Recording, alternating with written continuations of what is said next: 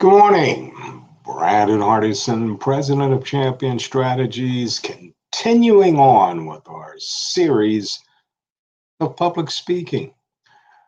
Every day, we're trying to give you little tips for those folks that are considering to be in the speaking industry. Some of you may already be in the industry, but we all know we've lost that front of the room, that large audience, those conferences. But they're coming back. Airplane flights are up. Major cities, as far as their conventions, the traditional ones, are starting to see. So we will be back in that space. Or, like I did say, congratulations at your job. You've just been awarded a position manager, you're a director, you're leading other people, meaning that you'll be having speeches with your team members.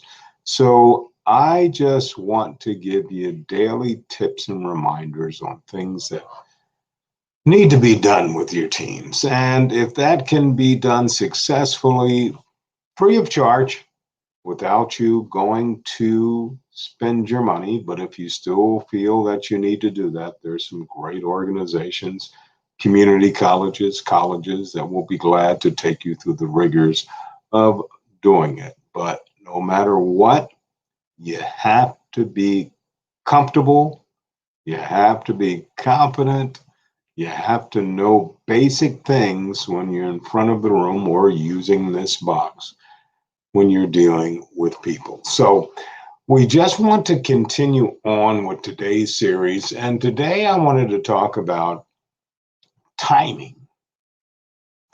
That's right. Not when you're rushed for time. They told you that your 15-minute speech is now 5 minutes, or your hour speech is only 30 minutes because the keynote speaker took up some of your time or something's running late. No, we're not talking about that. We're talking about timing is everything, giving your speech.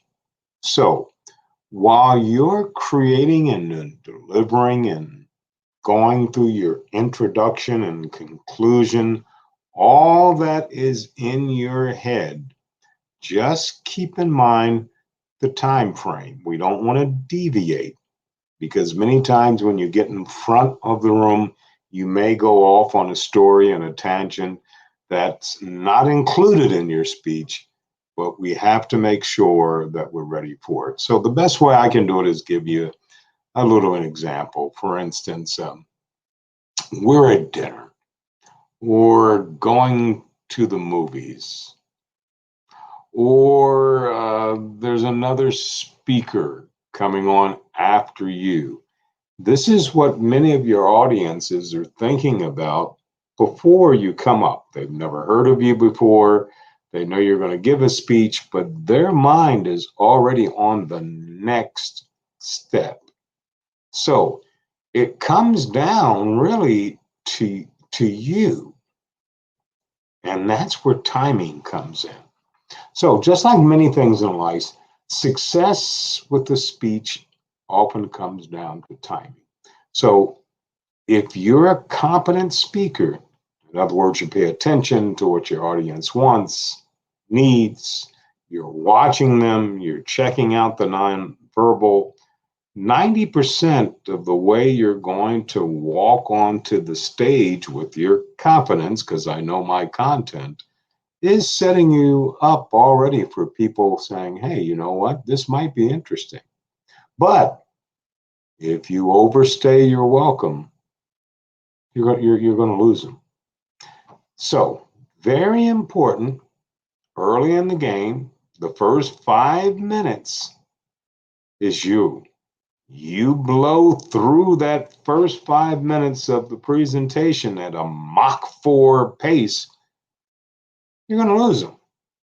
It's not just a matter of giving them what they want. It's also a matter of serving up an appealing and appropriate way, based on some of the other basics we've been talking about, is eye contact, looking at the room, projection. All this comes into play. But you can get people to get away from that next event that they want to do and focus more on you if you come on stage with a little bit of swagger and you have something catchy to catch them with in the first few minutes. Now they're going to give you some time. Picture yourself eating dinner at a fancy 4 or 5 star restaurant, $60 a plate minimum. No matter how fantastic the food is, would you enjoy it as much if the water is never brought to you once?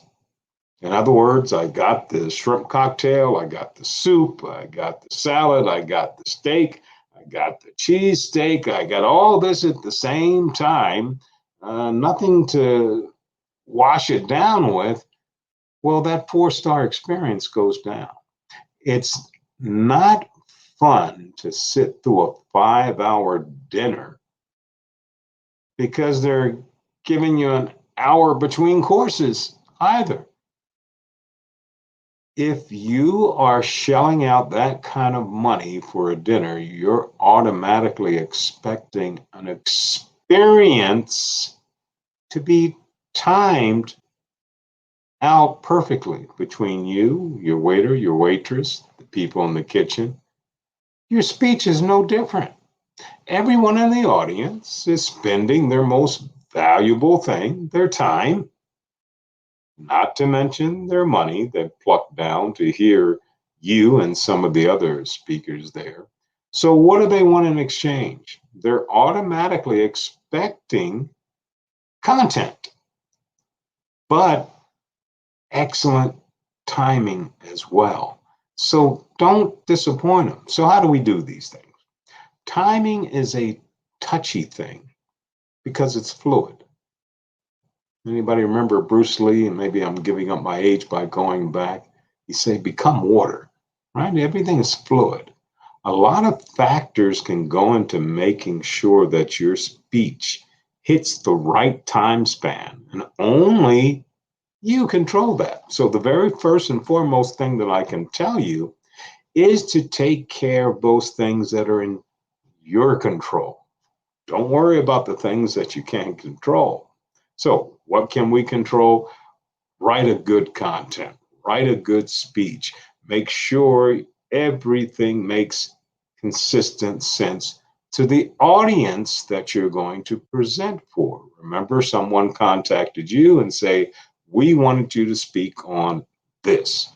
If it takes supplementals like slides, like videos, make sure everything there content wise is done well.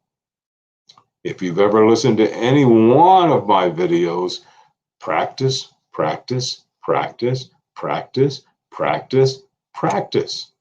And I'll say it once again, practice. We've already talked about in front of a mirror, using a stopwatch, using audio, using your dog, using your significant other, using anybody, but we need to practice.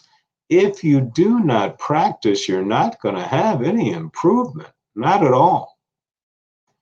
We've already talked about the mastery of being relaxed. The more relaxed you are and not nervous, the more comfortable and confident the tonality, the projection will come from you. And it puts the audience at ease. Now, the things, once again, that are not in your control, as things breaking, as people shifting, moving, dropping things, all of those things you don't worry about. Focus on what you can worry about. Now, the only thing that can really happen if the lights go out in the whole auditorium. Okay, now there's an issue. No need to continue speaking. But if there's things happening in certain part of the room that you feel that's going to take away attention from the people from you, just keep speaking, or make a side joke and continue on with your speech, but there's nothing you can do about that. Here's the bottom line.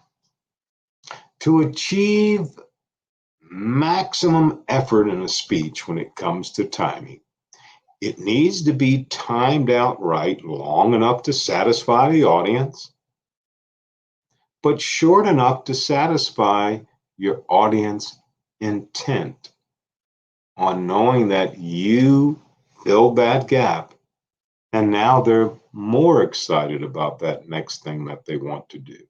Whether it is the movie, whether it is dinner, whether it is the next speaker. How many times have you gone to a concert and there's the headliner, but here's a group that comes in before them and boy, they upstaged them a little bit better and you enjoyed them more than the headliner. You can do those things. It's all up to you, but timing is everything that we're looking at today.